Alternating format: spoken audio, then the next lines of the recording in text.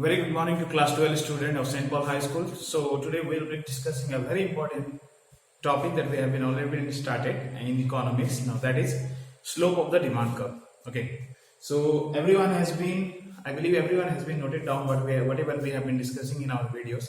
So today's topic, in today's video actually, we'll be discussing about slope of the demand curve, inferior goods and given goods, and consumer surplus, and after that the chapter will be finished. Okay, so before starting our chapter, you must know one beautiful thing about demand.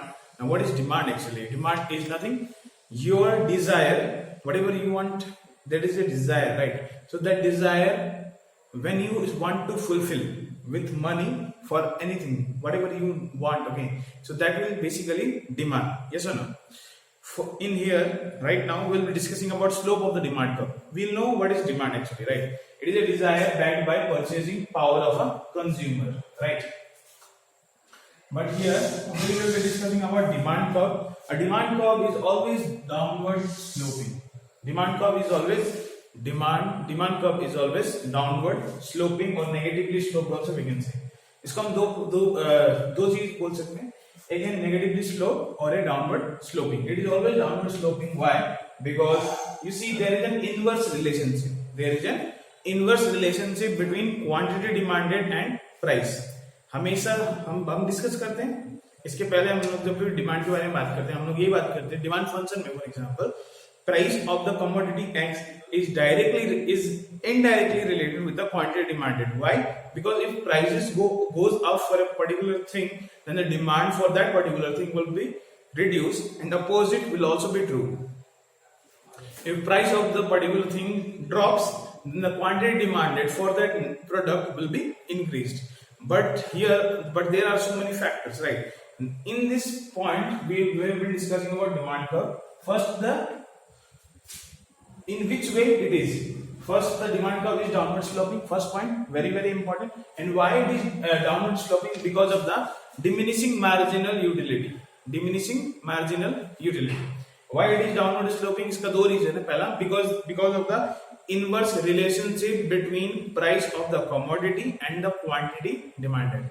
Price और quantity में क्या है? Inverse relationship है, इसलिए ये downward sloping है. और एक है diminishing marginal utility. क्या बोला मैंने? Diminishing marginal utility. ये भी एक कॉन्सेप्ट है जो यहाँ अप्लाई होता है, उसकी वजह से भी ये क्या होता है?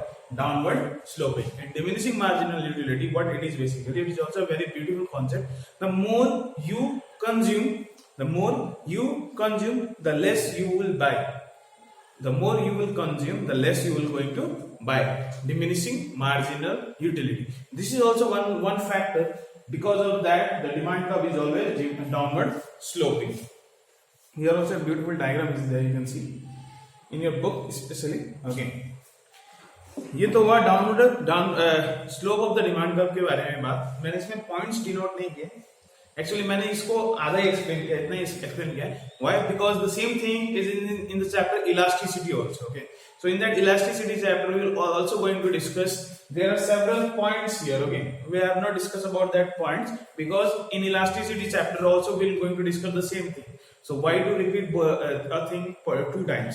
So first we have an idea why it is like this, because of the inverse relationship between price of the commodity and the quantity demanded, and second is the diminishing marginal utility. Because of these two reasons, this demand curve is always downward sloping. इतना ठीक है. उसके बाद हम बात करते हैं inferior and given goods. क्या होता है? बहुत ज्यादा इंपॉर्टेंट है. Inferior good and given good. Now what is inferior good and what is given goods? Actually inferior goods and given goods में बेसिकली क्वालिटी का डिफरेंस होता है. क्या का डिफरेंस होता है? क्वालिटी का रेस्पेक्ट में डिफरेंस होता है. मतलब क्या? उनमें गिवन गुड्स बेसिकली वो गुड्स है जिनमें क्वालिटी वेरी करता है. क्वालिटी वेरी करता है मतलब क्या? जैसे कि for example bread. In bread also there are categories of bread. So all the breads are not cost the same price. सबका दाम 10 रुपया नहीं होता. कुछ का दाम ज्यादा भी हो सकता है, कुछ का दाम बहुत ज्यादा कम भी हो सकता है. So there is a difference of price on the same thing, in the same thing. Just like that, there is a difference of price in the rice also. In the market, if you go to buy, if you want to purchase any rice for example, so you can find rice of cost of rupees 30 also, and you are also going to find rice that cost approximately 100, 200. There is a no limit, upper limit. You can buy in at any rate. Actually, the above range is very high of the rice. So you see in the simple thing, the rice only, there is a quality. Why the price of the rice is 30 rupees also, and why the same rice is been sold out at 100 rupees also. The only thing is the difference of quality. तो ऐसे product जिनको हम qualitatively inferior और qualitatively superior बोल सकते हैं, उन्हें हम कहते हैं inferior good and Giffen good. ये एक एक्सेप्शन में आता है because you see here our law of demand fails actually. So that's why we are discussing this, because our law of demand says what? If our income increases, then we're going to buy more of the goods. Yes, but in given goods के साथ ऐसा नहीं होगा. अगर आपका income बढ़ जा रहा है तो आप क्या वही अभी भी वही चीज कंज्यूम करोगे जिसका दाम कम है? No, you will going to move to a superior quality of the same category. For example, अगर कोई लेबर 30 रुपीज का चावल खा रहा है, अगर वो लेबर का इनकम डबल हो जाता है तो वो 30 रुपीज वाला चावल नहीं खाएगा, वो थोड़ा ज्यादा दाम वाला खाने की कोशिश करेगा, 45, 50. सो ऐसा इंक्रीज आया कि नहीं है, तो यहाँ हमारा लॉ ऑफ डिमांड फेल हो जाता है. तो इसलिए इसका डेफिनेशन बहुत ज्यादा इंपॉर्टेंट है. अगेन, तो इधर एक इफेक्ट, ऐसा नहीं है कि ये इसको सब्स्टिट्यूशन इफेक्ट कहते हैं, इसको क्या बोलते हैं? Substitution effect. And this substitution effect is seen in basically in what? Given good and inferior good.